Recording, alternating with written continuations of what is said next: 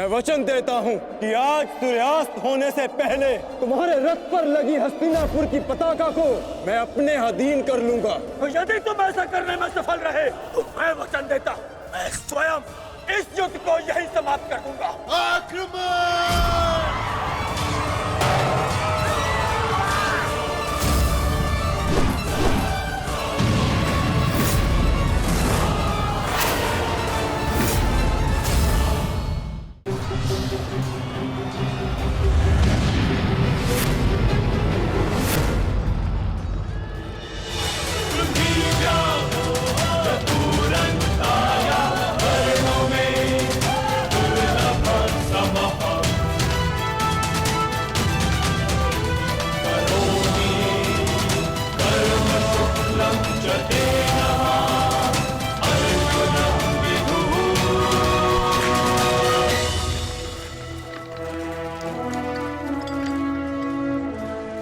गुरुदेव,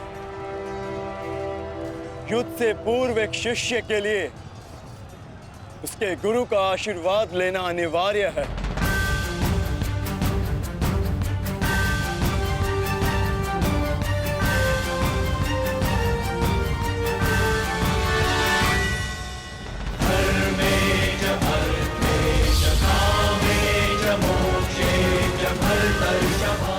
मेरा आशीर्वाद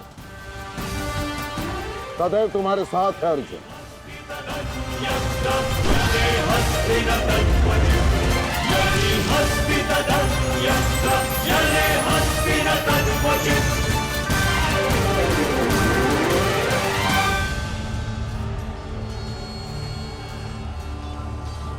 कभी अनुमान नहीं लगाया था गुरुदेव, जिससे युद्ध कला और धनुर्विद्या सीखी, एक दिन उसी के विरुद्ध इसका उपयोग करना पड़ेगा। तुम केवल अपने कर्तव्य का पालन करो अर्जुन। ये युद्धशाला नहीं, ये समस्त युद्ध भूमि है और यहाँ का हर एक विपक्षी केवल और केवल तुम्हारा शत्रु है अर्जुन। सावधान अर्जुन!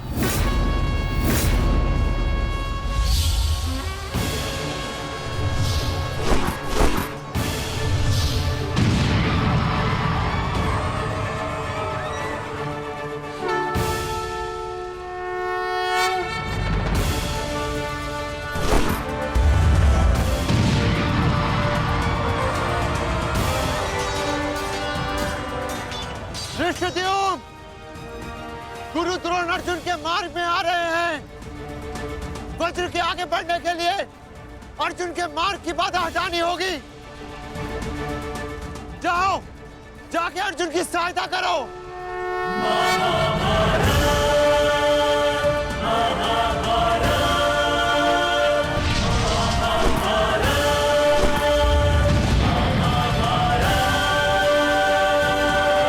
सारथी, रथ आगे लो।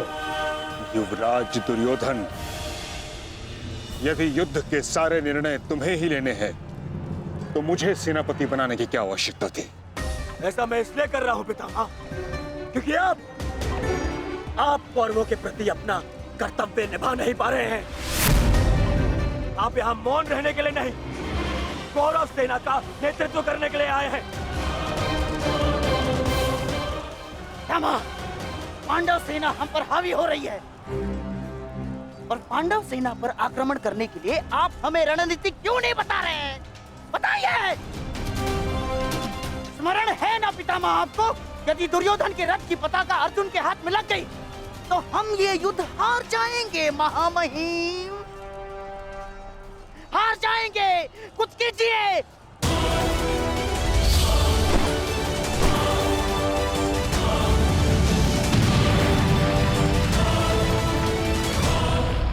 युवराज को मैंने ऐसे व्यर्थ वचन लेने के लिए कदापि नहीं कहा था।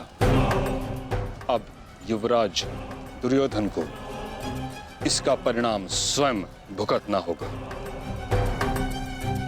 और रही बात मेरे आदेश की, तो अभी आक्रमण में समय शेष है। ये कैसी बातें कर रहे हैं आप? इसीलिए मैंने आपसे कहा था कि हमें पितामह से अधिक मित्रगण की आवश्यकता है। अब देखिए, देखिए क्या स्थिति हो गई है हमारी।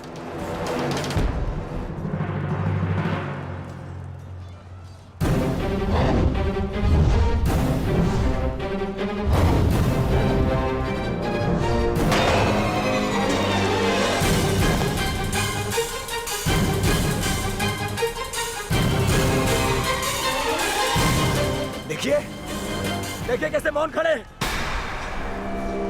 ऐसे ही चलता रहा। देखिए ये तो हम शीघ्र ही हार जाएंगे।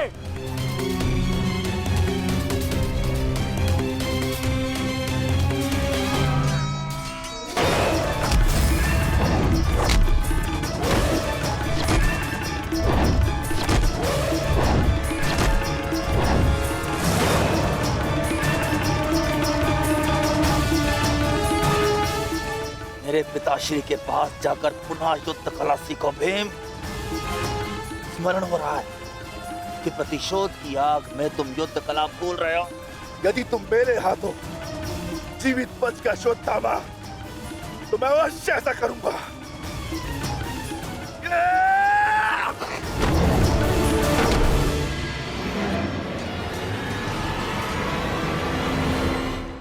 गुरु द्रोण को यहाँ से मैं संभालता हूँ। अर्जुन, तुम आगे बढ़ो।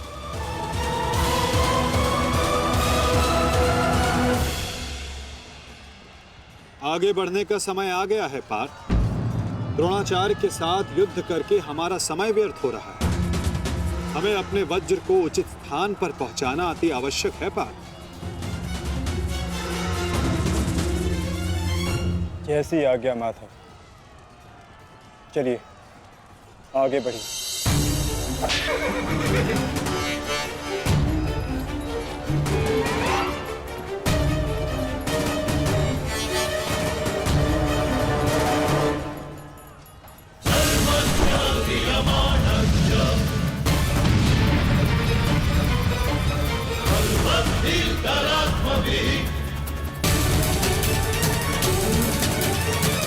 मेरे होने वाले सम्राट, शत्रु का वज्र आगे बढ़ रहा है। यदि हमने कुछ नहीं किया तो हमारे लिए समस्या उत्पन्न हो सकती है।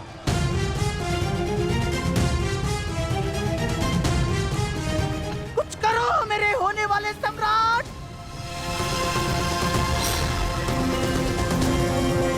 काश भी मेरा मित्र मेरे साथ होता। मुझे तुम्हारी आवश्यकता है मित्र, आवश्यकता है तुम्हारी।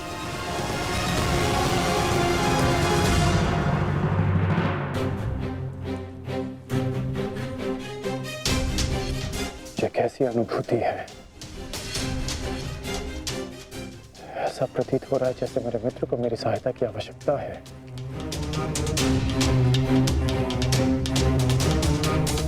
मुझे क्षमा कर दो मित्र। जब तुम्हें मेरी सबसे अधिक आवश्यकता है तभी मैं तुम्हारे साथ नहीं हूं।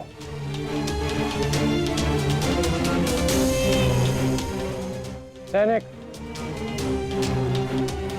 जाओ जाकर पता लगाओ कि युद्ध में क्या चल रहा है। जो आज्ञा महाराज।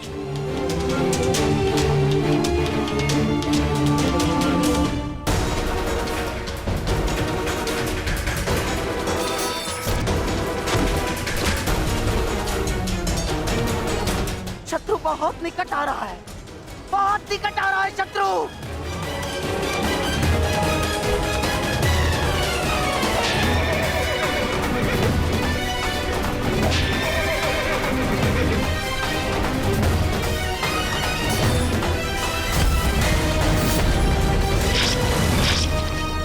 माधव, वो रहा दुर्योधन। उसे बंदी बनाने का समय आ गया है।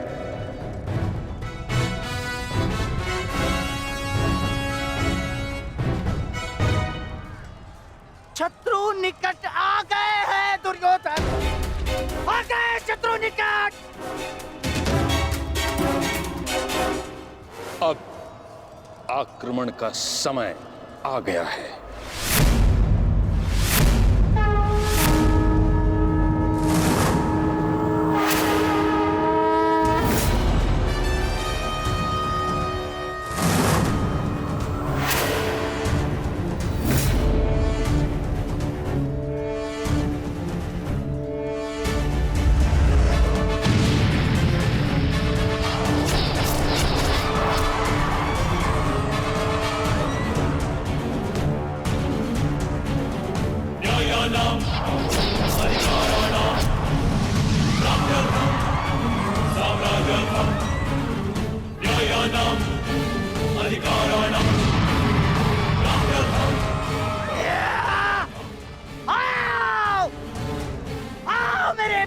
पांडु आजा।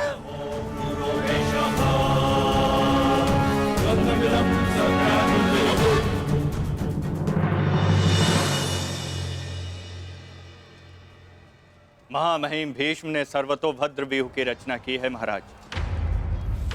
वो वज्र व्यूह को ध्वस्त करने का प्रयत्न कर रहे हैं। उस ओर से सेना का नेतृत्व कौन कर रहा है संजय? यू को ध्वस्त करने का प्रयास कर रहे हैं। इस सेना की टुकड़ी का नेतृत्व कौन कर रहा है? कौन? वज्र पर चारों ओर से आक्रमण कर दिया गया है।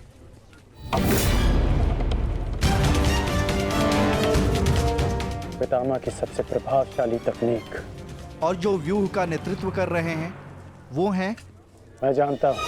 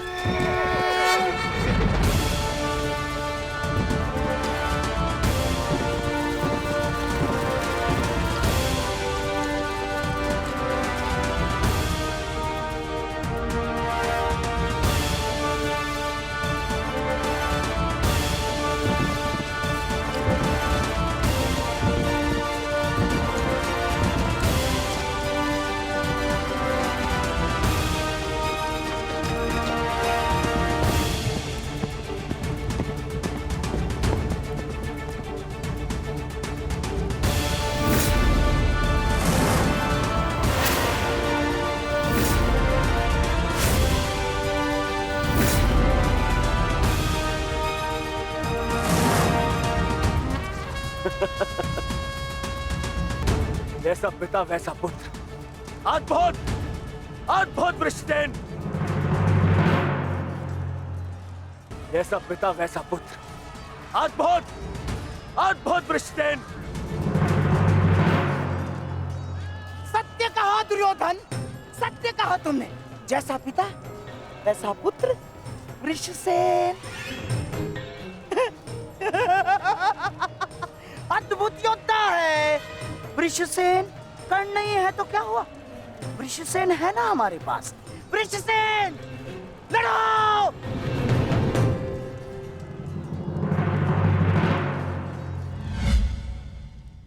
सर्वतोभद्र व्यूह के विषय में जानते हो?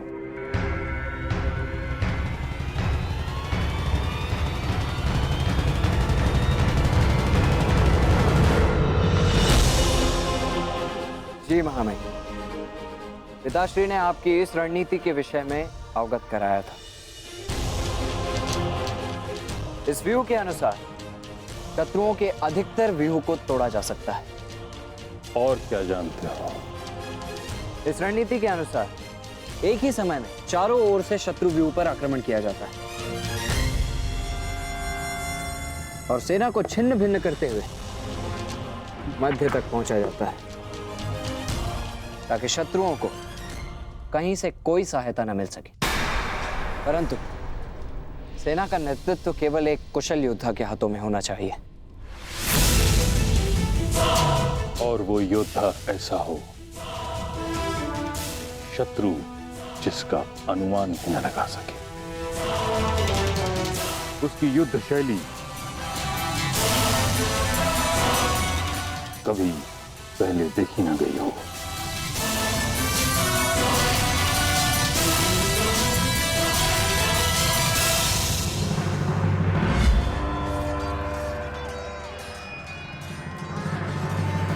आक्रमण करो वत्स।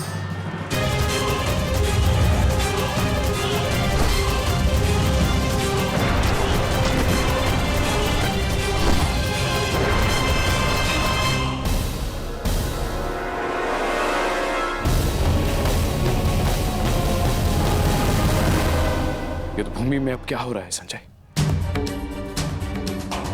महामहिम भीष्म के आदेश के अनुसार अंगराज कर्ण के पुत्र वृषसेन सर्वतोभद्र व्यूह का नेतृत्व कर रहे हैं महाराज। वज्र व्यूह पर चारों ओर से आक्रमण करके कौरव सेना पांडव सेना पर हावी हो रही है महाराज।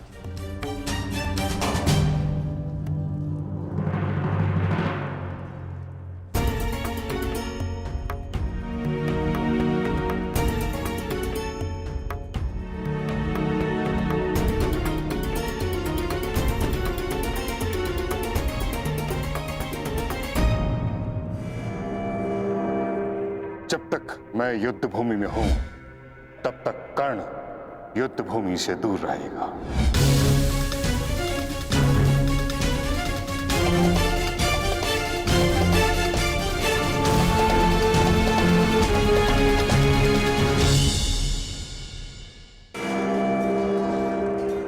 विश्वसेन के अप्रत्याशित आक्रमण से हमारी सेना को भारी क्षति पहुंची है वासुदेव। अब हमें क्या करना चाहिए?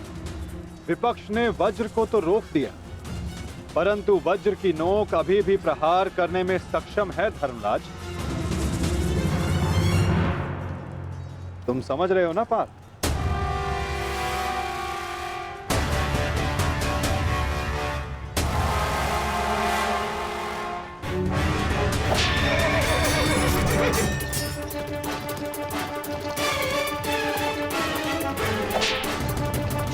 ये क्या कर रहा है?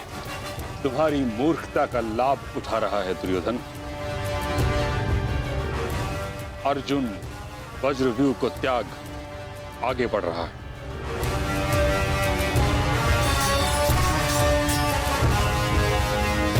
हमने उनके वज्रव्यूह को तो निष्क्रिय कर दिया है दुर्योधन,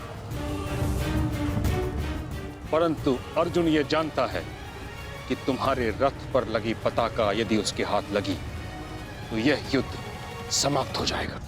इसलिए उसका लक्ष्य केवल तुम हो। वो सब छोड़िए पितामह, अर्जुन को रोकने का उपाय सोचिए। इसका उपाय है मेरे पास।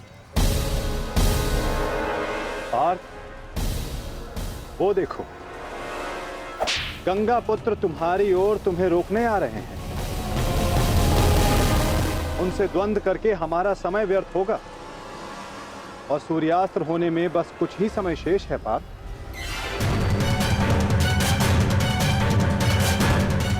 गंगा पुत्र का तुम्हारे मार्ग से हटना आवश्यक है।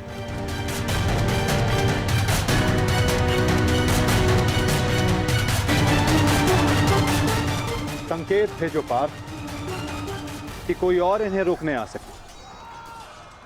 शीघ्रता करो।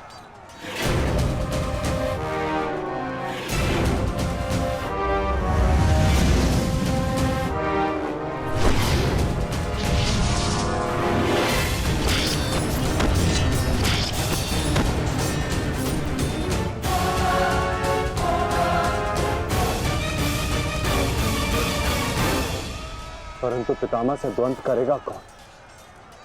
जब योद्धा समक्ष प्रस्तुत होगा तब आपको ज्ञात हो जाएगा धर्मराज।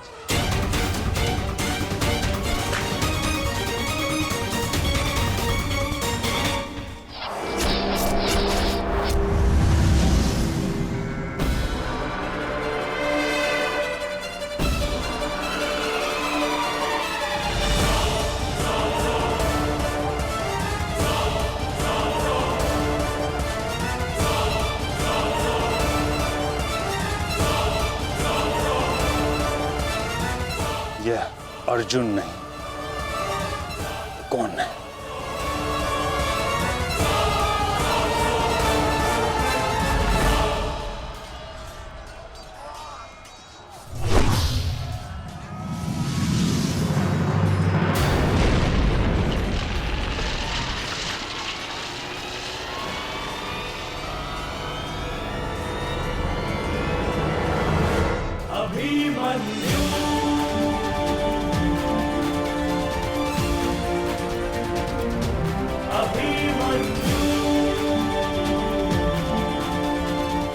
अभिमन्यु?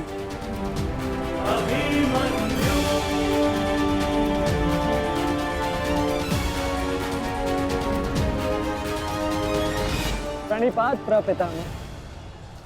कल्याण हो पुत्र।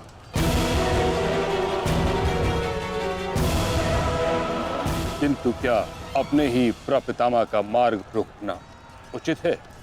मैं तो केवल अपने धर्म का पालन कर रहा हूँ प्रपितामह। वही कर रहा हूँ जो मेरे पिता ने अपने पितामह से सीखा और जो मुझे सिखाए। उचित कहा पुत्र। यह युद्ध ही ऐसा है, यह भूमि ही ऐसी है। यहाँ द्वंद्व के पालन हेतु अपनों के साथ ही द्वंद्व करना पड़ रहा है।